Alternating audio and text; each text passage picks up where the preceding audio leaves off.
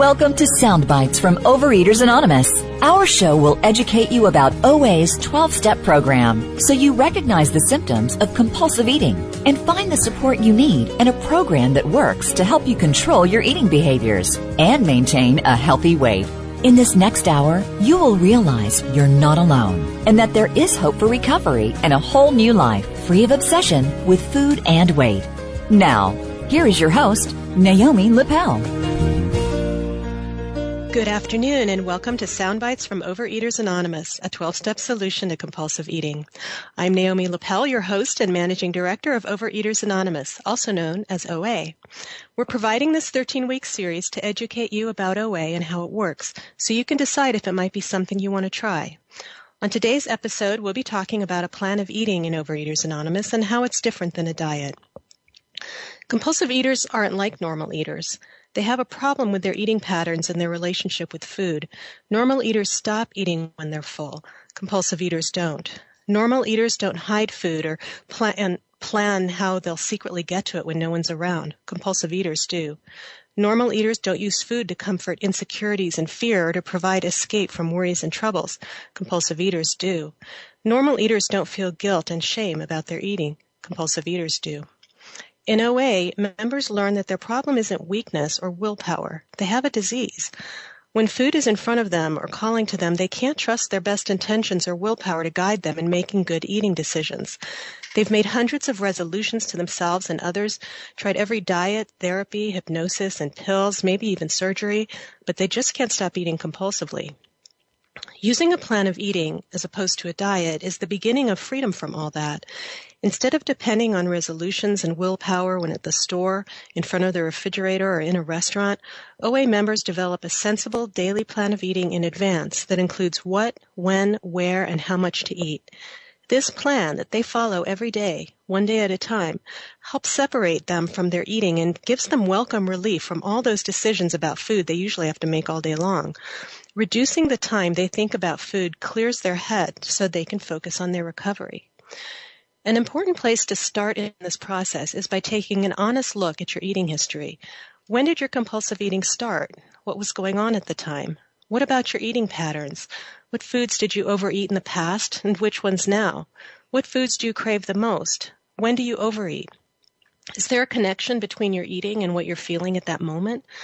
Another critical aspect to look at in this process are your strong preferences for certain foods or food groups, like foods with sugar or a lot of fat, or both, junk foods, salty foods, or anything in large quantities. Which foods make you crave more once you start eating them? Are there certain behaviors that you keep doing, like eating until you're completely stuffed or even feel sick, starving yourself until you're weak and then binging in secret, hoarding food for later, eating for comfort or while driving, reading, or watching TV? In OA, we recognize that no two people are the same, and so problem foods and behaviors, nutritional needs, and plans of eating can really vary. So it's important that you work with a healthcare professional and have the support of an OA sponsor when you're putting together a food plan. And make sure that your healthcare professional is aware that there are certain foods that you just can't eat because of the cravings they cause in you. Joining us today are two guests from OA who will talk about their process in putting together a plan of eating that's worked for the long term, and we'll also talk to registered dietitian Teresa Wright about how she sees OA's program as effective in its approach to a plan of eating. Since anonymity is an important principle of our program, we'll only be using OA members' first names. We'll begin with Justine from Indiana. Justine, are you there? Yes. Hello. Justine, welcome. I understand that you've maintained a 55-pound weight loss for over 25 years? Yes, I have. I entered OA in 1980 and then began recovering actually in 1985. That's fantastic. So briefly, what were you like when you were struggling with compulsive eating? Can you give some specific examples from your life before OA? Yes. Physically, we talk about recovery in terms of physical, emotional, and spiritual recovery. So physically, I was, as you mentioned, I was 55 pounds over the weight that I am now. And that was steadily going up. So my weight was out of control. My compulsive eating was out of control and had progressed to the point where I was eating continuously. The only time I wasn't eating is if I had a planned activity like work or something you would expect, that would hinder that eating process. And I was also at times binging, so gathering large amounts of food and having binging episodes.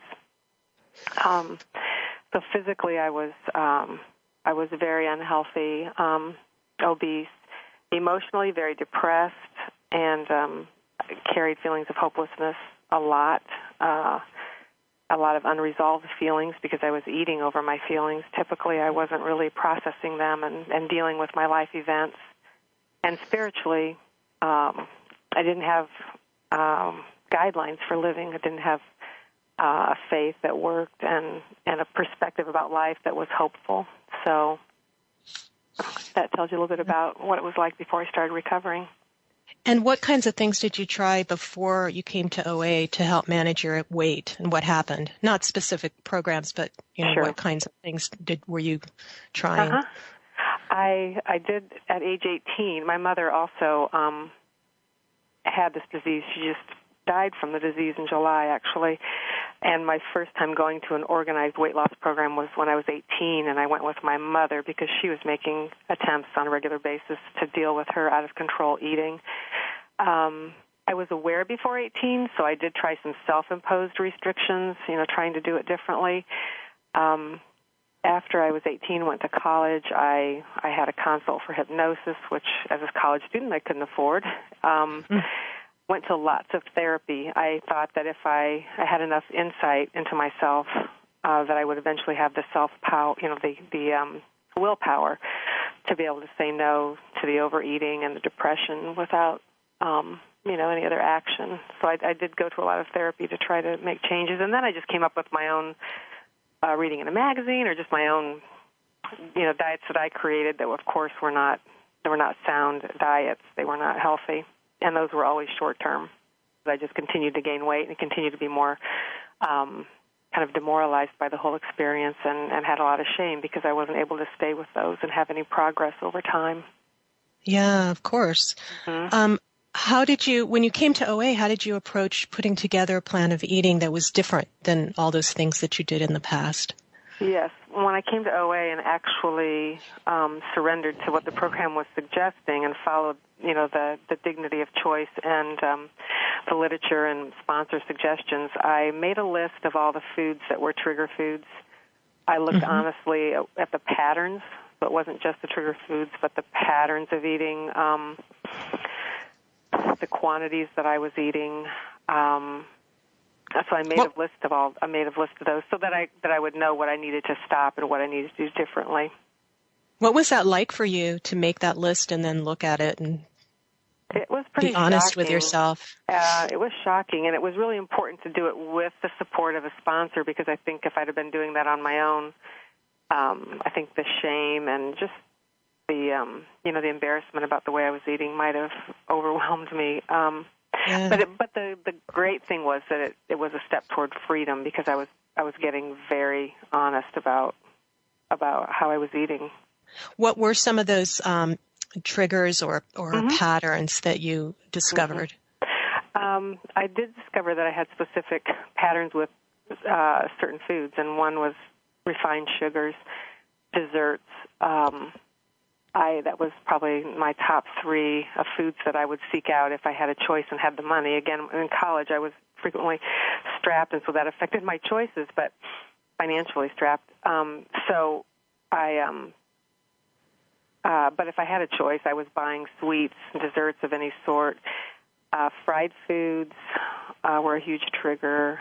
Bread, and if I was eating a lot of bread, I always wanted more bread. That was an addictive food for me.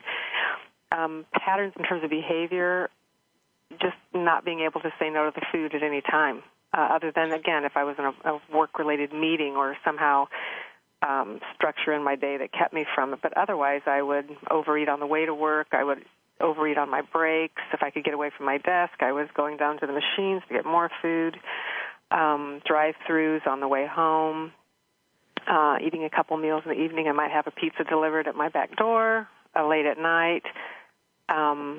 So just continuous eating, and I found that when I put certain foods into my body, I wanted more of that. And I think that was just a huge awareness in terms of understanding that this is a disease and addiction, not just a simple problem with my eating, that it was a disease. Right, right. When you did start working on writing down your triggers and putting together a plan, you said you worked with a sponsor. Did you also work with a healthcare professional like a dietitian or a doctor? Early in recovery, I did not, but later I did.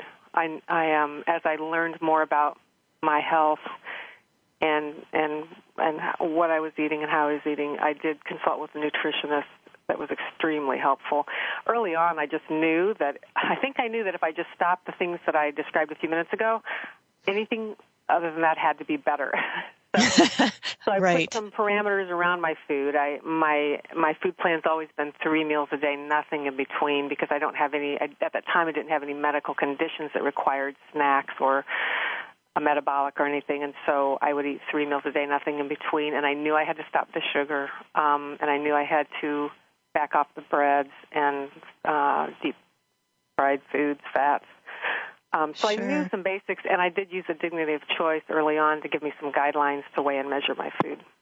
And the Dignity of Choice is a pamphlet that Overeaters Anonymous offers as some guidance, right? Correct. Mm-hmm. Yeah. As a place to start, anyway. We certainly don't recommend any one food plan, but yes, it's a place to start. Just for our listeners, that particular pamphlet does have some suggested plans in it that other members have used, and the plans were reviewed by Teresa Wright, who we'll be talking to later, to make sure that they were healthy and had everything that they needed for a balanced plan, but they are certainly not required. It's just suggestions, and members can use those as a starting place, or they can see their doctor or dietitian or work with the sponsor. It's very individual. What works for one person will work differently for another. One of the things you hear in OA a lot, and really all 12-step programs, is one day at a time.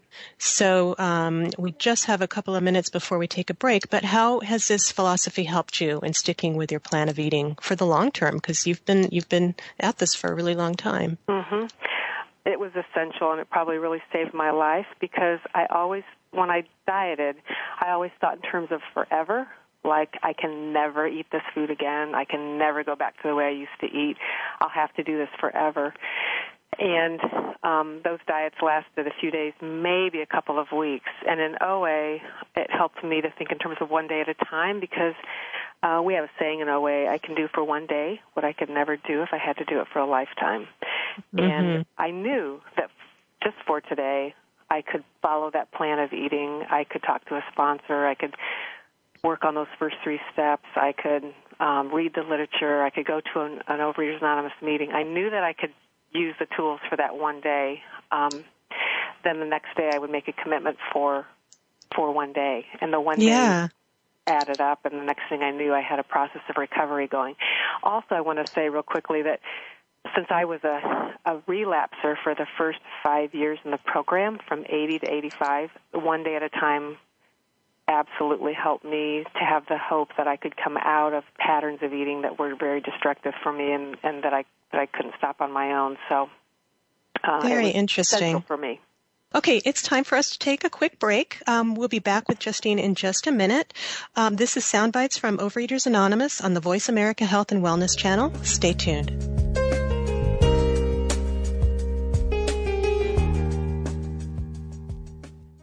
Welcome back to Soundbites from Overeaters Anonymous. We're talking with Justine in OA about her plan of eating. So, welcome back, Justine. Mm-hmm. You were saying that the one day at a time philosophy really helped you while you were in that period of relapse. Mm-hmm. Is there anything else you wanted to say about that? Something important to me is that when I was dieting, I was very hard on myself if I ever went outside the diet. And the beautiful thing in Overeaters Anonymous is that we learn to forgive and love ourselves. So when I was coming out of that relapse, I really worked hard at accepting that although I had a food plan, I weighed and measured. If I ate a quantity that was a little more than I should, or if I made a choice that when I was dieting I thought was the end of my successful experience, I could talk with my sponsor, I could get support, I could forgive myself and move on. And that is one of the key points for long-term recovery for me, was that I didn't get stuck in that and just throw the whole thing out. I continued my recovery and therefore didn't go into, in the last 27 years, did not and have not gone into a full-blown relapse because I accepted a mistake on occasion or a poor judgment on occasion and moved on to continue recovery. That's great, and that's such an important point that support, it sounds like, was just so crucial for you, because you could just fall back into that cycle of feeling guilt and shame and then eating your trigger foods because you feel guilty, and then you're starting all over again. When you're presented now with a trigger food or with a temptation, how do you handle it? I thought about that question earlier, Naomi, and I think the very, very awesome thing about OA recovery is that after the 9th step, I'm thinking about the promise that says that we will be placed in a position of neutrality when it comes to the food. The idea that when we work the steps, at some point the compulsion is removed, the cravings are removed, and that is my experience. So when I thought about what if I'm presented with wedding cake, if I go to a wedding today, I don't have the compulsion to eat it, and that's directly due to the step work. So, but I do know that in the past, when I was active in the disease, I could eat over anything, and today, because of the step work, I just don't have that. Today I have tools to deal with the feelings or life experiences and events. That must be an incredible freedom for you, considering what it was like all those years before. Oh, yes, but I'm not, my life isn't driven by the next compulsive bite. My life is driven by relationships, and I became an artist, which I had lost through the disease. I work with teens on my job, being able to be available to them and really present and supportive and helpful. And so it's nice to be driven by the passions in my life and not by how much I'm going to eat or how much I ate or how much weight I'm gaining. So that's just fantastic. Thank you so much for sharing your story with us. Thank you for the opportunity. And congratulations on the success that you've had and that you'll continue to have, one day at a time. Thank you. All right, now I'd like to welcome Marilyn from California to the show to talk about her recovery in OA. Hi, Marilyn.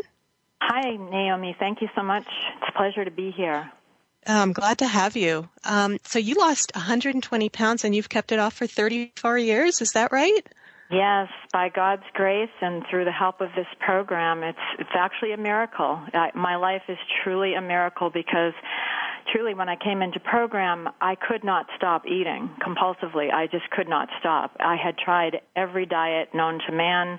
Every time I walked through the aisle at a grocery store, I'd pick up the magazine hoping that this might be the thing that I would do next that would save me from whatever cycle of self-destruction that I was in, but nothing ever worked for me because I had no clue what was wrong with me. It was when I came to Overeaters Anonymous that I began to get that clue as to that this is a deadly disease for some of us, and that I could get help here. Were you experiencing health problems as a result as well? Well, I came into program when I was 21 years old, and by then I actually did have health problems. I was having a lot of pain in my back and my pain in my joints. I was 120 pounds overweight, trying to exercise, trying to run, doing all kinds of crazy diets. My diets were binging and starving. Don't eat for 3 days, and then I'll break it, and I'll have one of something, which became a dozen of something.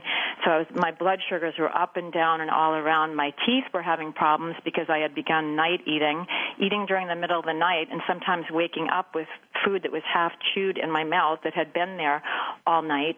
Oh my gosh. Yes, it became pretty bad towards the end for me. Yeah, wow. You've been through a lot. I have. When you came to OA and you started working on a plan of eating, did you feel like, well, been here, done that, what's going to be different this time? Well, the first OA meeting I ever went to, I knew that it was for me. We often use literature at meetings, and they were using a book that at the time it was an AA book, but they did mention that we needed to ask a higher power for help. And I can remember distinctly that thought was like, whew, I know I'm in the right place because I know I am beyond human aid, because I had tried many things with doctors, all kinds of diets, and I knew when I heard the word that God, I knew that I was in the right place because I needed something divine to help me because, again, I could not stop eating. And so I was grateful when I came in here and heard that there was going to be help that was beyond me. Yeah, so as you knew this was something different. Yes. As we mentioned earlier, and in OA's pamphlet, A Plan of Eating, we talk about taking an honest and courageous look at your eating history, and Justine had talked about that, your eating patterns and your binge and trigger foods. I imagine you must have gone through a process like that too at the beginning? Yes, definitely. In the area, I grew up in OA in the Boston area, and the culture that we were in OA was that you find a sponsor who has what you want and you ask them how they achieved it.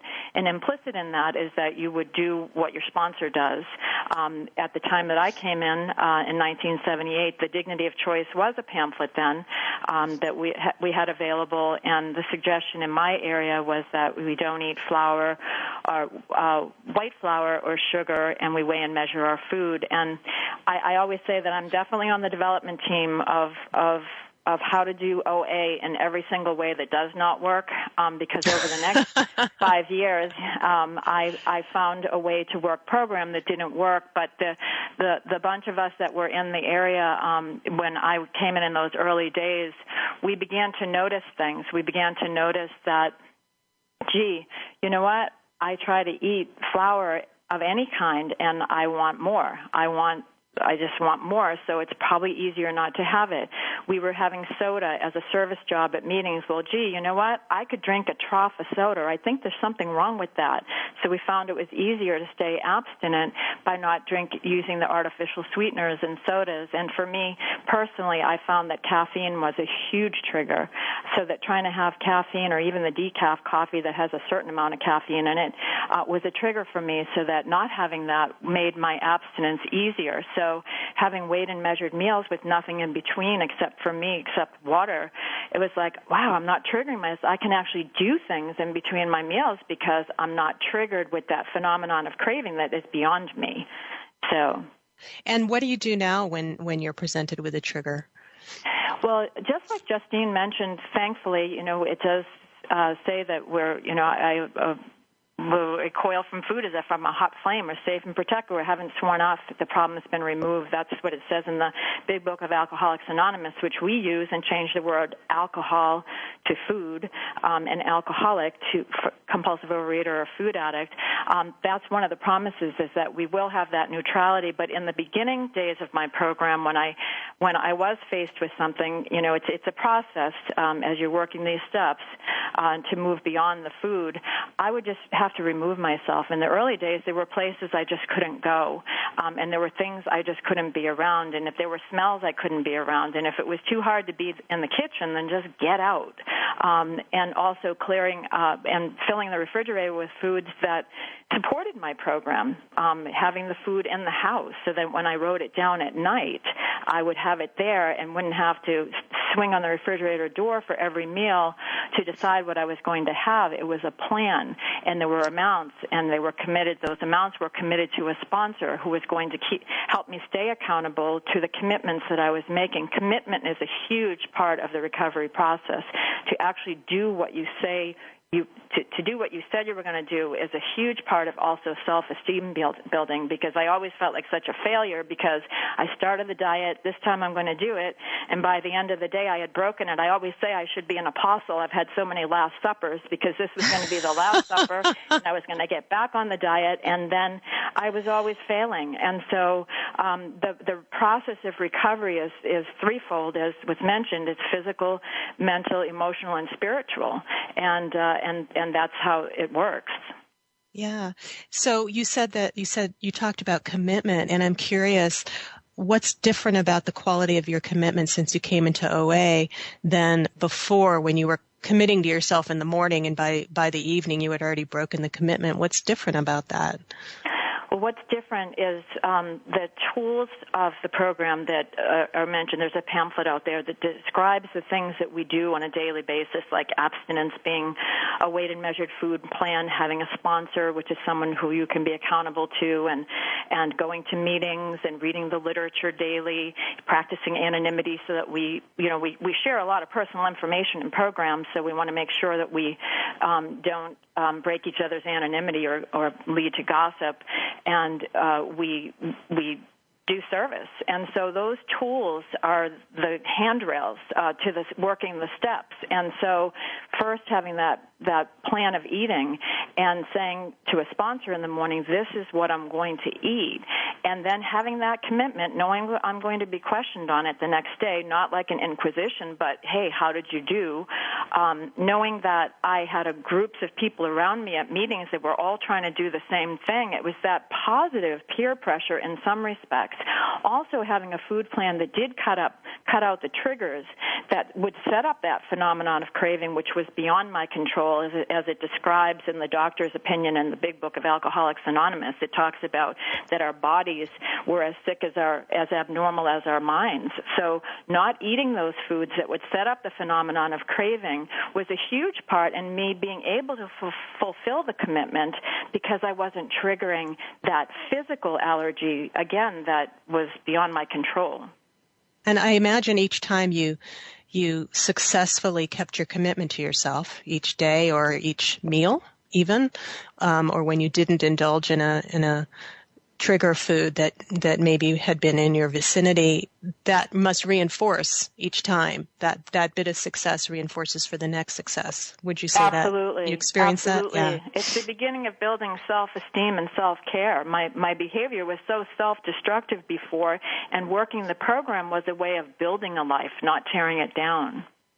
Yeah, that's a great way to put it. I love that it's about building your life. We are going to take a break in a minute. I would like to ask you a little bit, you mentioned earlier about weighing and measuring. So when we come back, we'll talk a little bit about that process for you and how that works. So we're going to take another short break. You're listening to Soundbites from Overeaters Anonymous on Voice America. We'll be right back. I knew I had a problem, but I didn't know what to do about it. I tried counting calories, I took pills, eating, and then more eating. I really wanted to stop, but nothing could make me stop. At one point, it was so bad that I just felt like giving up. I felt so alone. Like nobody else could possibly understand. We understand. We're Overeaters Anonymous, and we have helped thousands of people just like you. People who want to stop their compulsive eating and start living a healthy, rewarding life. Overeaters Anonymous, help me get my life back. Now I eat in a way that's healthy and good for me. I never realized what I was missing out on. With OA, I am living again and loving it. Start living the life you deserve with help from Overeaters Anonymous. Find us on the web at oa.org. Welcome back to the show. We're talking with Marilyn about her experience using her plan of eating while in OA. So I wanted to ask you about weighing and measuring because our listeners might not really know what that's all about. So can you talk a little bit about that process and particularly how people might hear that as like it's a burden or really too much work? Thanks, Naomi. Yes, I always thought when I first came into program, I thought that weighing and measuring my food would be the prison sentence, but it turned out to be the key that unlocked the door to the jail cell that I was in, with the bondage of food. I have a digital scale, and it weighs to the 1/10 of an ounce, and it does tear between each thing that I can put on the plate, so it's a wonderful thing. And I write down my food the night before, and again, this was a food plan that was worked out with a sponsor, with health in mind and with personal allergies that I have, like dairy products and soy products I can't eat. And then I have the foods in the house, make sure that I shop, have enough food in the house to fulfill my commitments. And then I cook foods, and I'll often sometimes weigh out for a week ahead or a few days ahead. And I have plenty of Tupperwares to support the commitments that I make. And it just works. It becomes a way of life. I can remember when I first started doing it, it felt almost like I was learning a racket sport. I felt all gangly and the ball was getting dropped. But it's interesting that after doing it for a period of time, it just becomes what I do. This is just what I do. And I think the attitude about having to do it is huge as to your success, because if I feel like I'm a victim of this program, then I'm going to be with a ball and chain, weighing and measuring my food. But if I feel like, as I do, that this is the best thing that's ever happened to me, that this is a gift from God and this is the way that I can have the life that I always wanted, then I'll learn it, and I'll learn it with an eye to be grateful to do it. What an attitude shift. Exactly. For you. So what do you do when you go out to a restaurant? Do you bring a scale with you, or do you kind of have an idea of what is an appropriate serving portion for you? Okay, well, I was brought up in where that we learned to go to an restaurant and actually eyeball, as you call it, and that 4 ounces of beef is not a cow, and that less is more. But people in OA do it differently. There are people that do bring a scale to a restaurant, and I can tell you that I have. I often need to go on trips where I'll have to eat out many meals, and for me that's just too much to do, to have that many meals out. So I do bring a scale. Oftentimes I'll bring food with me to a restaurant to supplement. There have been times where if it's a very casual restaurant, I just bring my meal in with me, and I'll speak with whoever the hostess is and say, gee, I have food allergies, and they have no problem with me just having a glass of water, and I usually leave a tip when I do that, so that just to be sensitive to whoever the wait staff is. So I've done different things, but the point is that eating out is not a free-for-all. And I'll tell you, if it becomes a free-for-all, you're going to be want to be eating out all the time, and then therefore that would lead to having a break in abstinence. So that's why I was taught early program not to do anything in a restaurant, then I wouldn't do at home, because if I'm going to go out and have all these fancy goulashes, spiced to the hilt food at a restaurant, then why would I want to eat at home? I would find every single way to be in a restaurant. But if I was taught to keep my food simple, and in keeping my food simple, I would not set up that phenomenon of craving that would want me to have food do something for me that it can't, which is fill a God-shaped void. And that what I need is the grace of God in my life, and not food as an anesthetic to get through things. And again, when I get into having food be entertainment, then wow, that's a danger point for me, because food is fuel. It's fuel for a healthy body. It's not supposed to give me hope and peace and entertainment and, a Disney World experience. That's not what food is for. That's what life and God is for. Right. Do you find that you still enjoy eating, even though it's changed for you over time? Well, the great thing is that there's so many, I live in California now, so there are so many healthy, my friend in program says we have clean, crisp, colorful food. You can make a salad that actually is a work of art. It's beauty, and it's nature and green and some red pepper and something. You can make food, and I'll look forward to hearing from our professional, but there's, food is for the fuel for our bodies, so it's okay to like the food.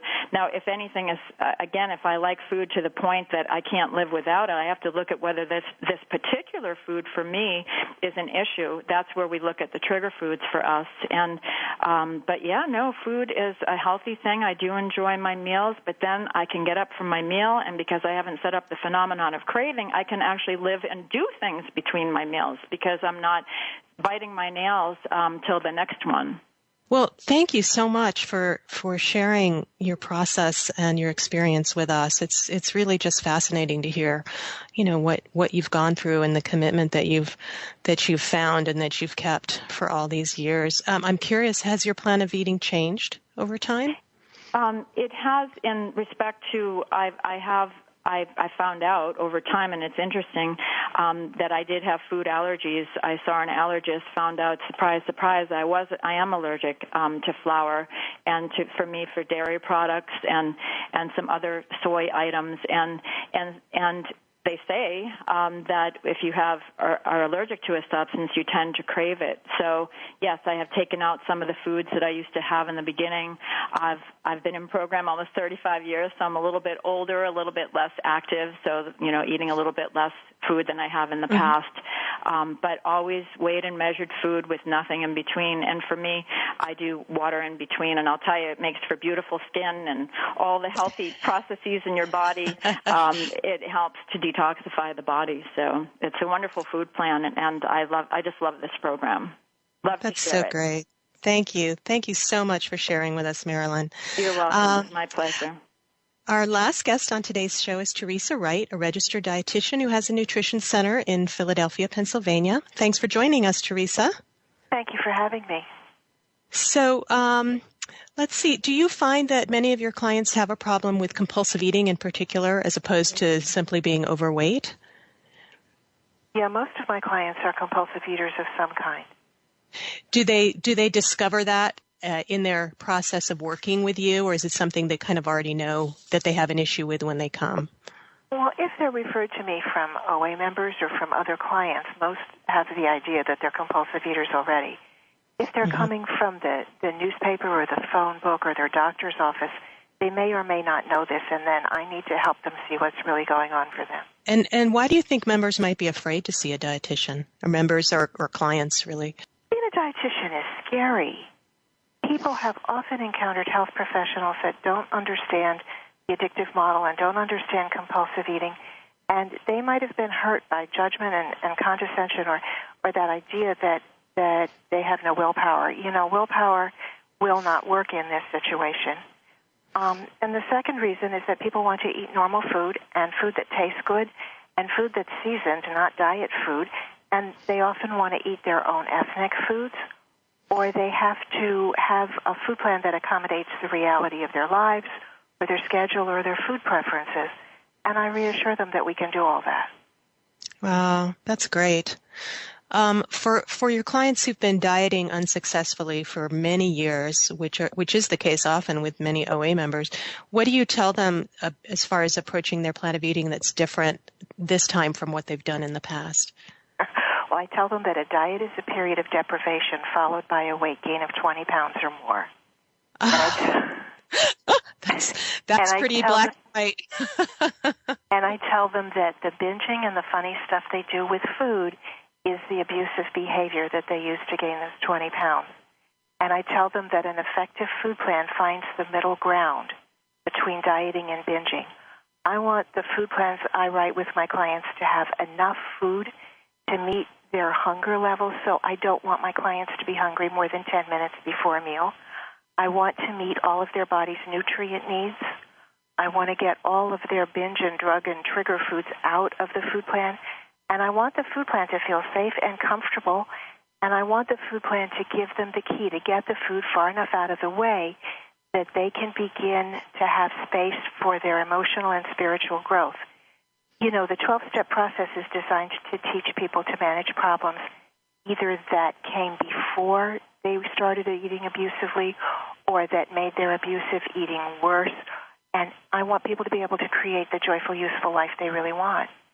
Yeah. Do you have them write down trigger foods and behaviors like Marilyn and Justine talked about as well? I do, but my purpose with doing that is a little bit different from if they're writing with a sponsor or another OA member or another friend, they're looking at what was going on with them. My purpose is to look for what their binge and drug and trigger foods are so that I can write a food plan that removes all those foods and the other foods that work in the body like those foods. So I think Marilyn said that she found out that when she started to not eat white flour, other flour-containing foods triggered her allergy. So I set up an individualized food plan that takes out all of the foods that behave in the body, like the drug and trigger foods, and that also helps them meet their weight and recovery goals. Yeah. So why do you think OA would suggest their members see a dietitian or a healthcare professional rather than developing a food plan on their own? Well, you said already that I helped write Dignity of Choice, and I think a standard food plan can work in the beginning, But I also think that food plans need to be individualized for members' tastes and lifestyles and for their body's needs. I want my food plans to fit my clients like their favorite pair of walking shoes or their sneakers. It needs to be solid and supportive and comfortable enough that the person can use it walking through their lives. Looks like it's time to take another break, so we will be back shortly. You're listening to Soundbites from Overeaters Anonymous on the Voice America Health and Wellness channel. Stay with us.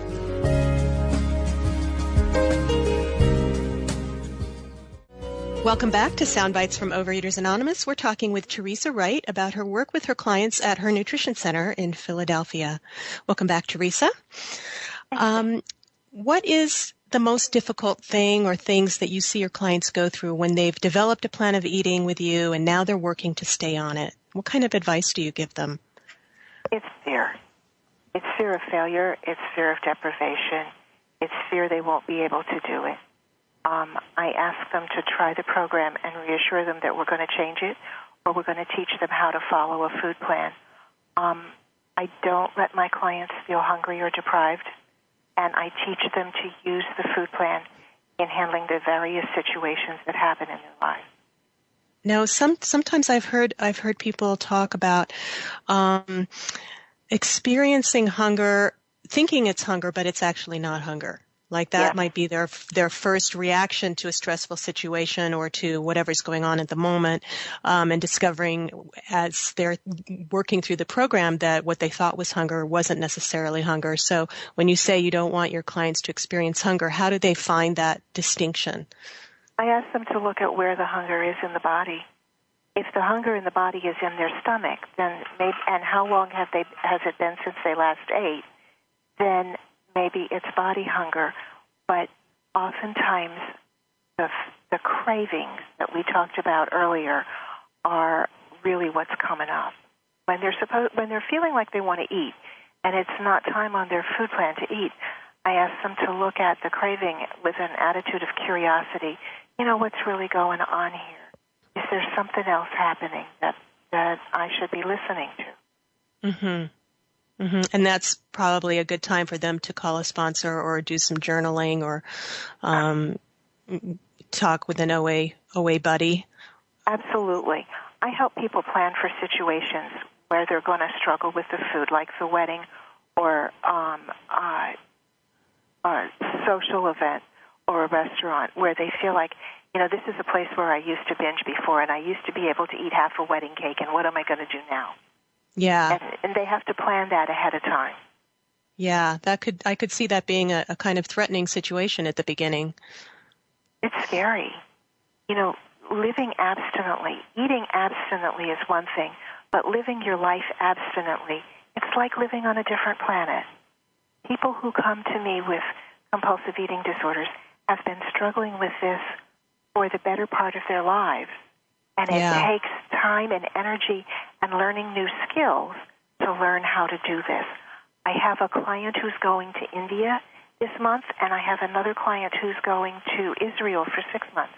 And we've spent a lot of time on the phone talking about how they're going to handle a 16-hour plane trip and how they're going to handle living in a different culture for a period of time and how they're going to know what food is safe for them and how they could be comfortable. Right, right. Wow, so you really cover everything with them, all the different kinds of situations. Marilyn had talked about weighing and measuring, and is this something that you recommend as well? Do you find that some of your clients they realize they can't trust their own judgment about serving sizes? I don't think it's a matter of judgment. I think it's a matter that they've been eating compulsively for a long time, and weighing and measuring really helps clients be honest with themselves about what they're eating and what they ought to eat. But more important, Naomi, the point for me of weighing and measuring is to change the balance of the calories and nutrients in their food plan in such a way that the cravings are diminished and the body has had enough. If the client doesn't weigh and measure in the beginning, there's no way to be sure she's getting enough food and the right balance of foods for her. Mm-hmm. Wow. And now some clients weigh and measure only at home, like Marilyn does, and some of them decide, I'm going to take my scale on this trip to the restaurant, but on that trip I don't want to take a scale. So I teach them how to estimate differently. And I do want my clients to recalibrate their eyeballs in some way. I want them to notice how what they've been eating needs to be shifted. So frequently, people need to eat more vegetables and more protein than they expected to eat, and they eat when they're in their compulsive eating behavior. I haven't met anyone who binges on Brussels sprouts. Who binges on what? Brussels sprouts. And then there are others who don't weigh and measure. So I just want to emphasize that it's not a requirement necessarily. It's not a requirement, but if they're not going to weigh and measure, then we have to find some other way to pay attention to the balance of the nutrients in their food plan. What Marilyn said, that her attitude is huge to success. Yeah, and she doesn't want to do in a restaurant what she wouldn't want to do at home. I think those are really important issues, and they have to have some way of knowing that they're getting the right kind of food and the right amount of food. And there's a saying in OA, it's called HALT, H-A-L-T, don't get too hungry, angry, lonely, or tired, which seems like a really healthy kind of red flag. Do you find that you work with your clients on that? Yeah, absolutely. The body needs to be fed every 3 to 5 hours while you're awake. And for some people, if they go longer than 3 hours, they're going to want to eat everything that's not nailed down and doesn't bite back. Other people can go 5 or 6 hours without difficulty, but we have to adjust that for the individual person. Mm-hmm. And when people have been compulsive eaters and they have strong feelings, they need to learn to use the tools of the program instead of the food to help them process and manage that. Yeah.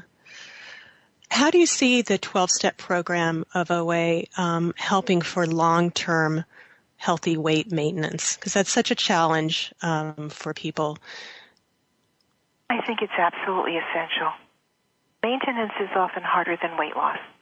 Lots of clients tell me they reach their goal weight for 5 minutes on a bunch of programs, but then they can't maintain it. When we come to maintenance, we have to increase the food to stop the weight loss, and that's scary.